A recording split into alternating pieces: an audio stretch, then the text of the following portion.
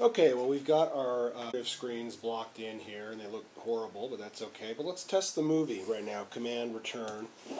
And of course we'll get this kind of silly fast playback that spirals out of control pretty fast here.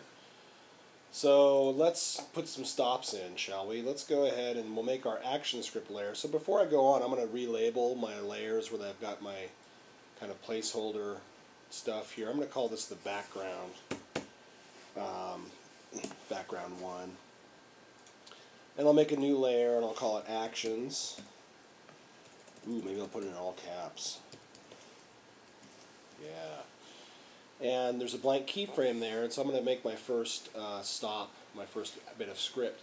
So I'm going to call up the actions menu here, window, actions.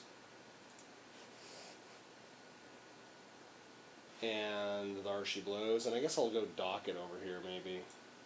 Yeah, it's going to be too big. I'll just let it float.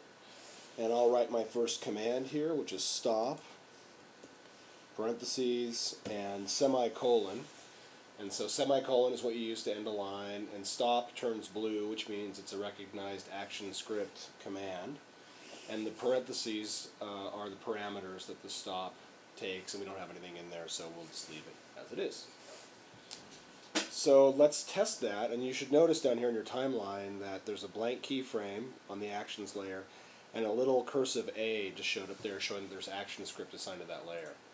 So let's go ahead and test that. Command test movie, or command return, and it should just stay on our first frame, which is start 1. And so we've written our first successful bit of action script, so we should go out and, you know, do a heavy round of partying for about 3 weeks, and we'll come back and we'll keep going with this.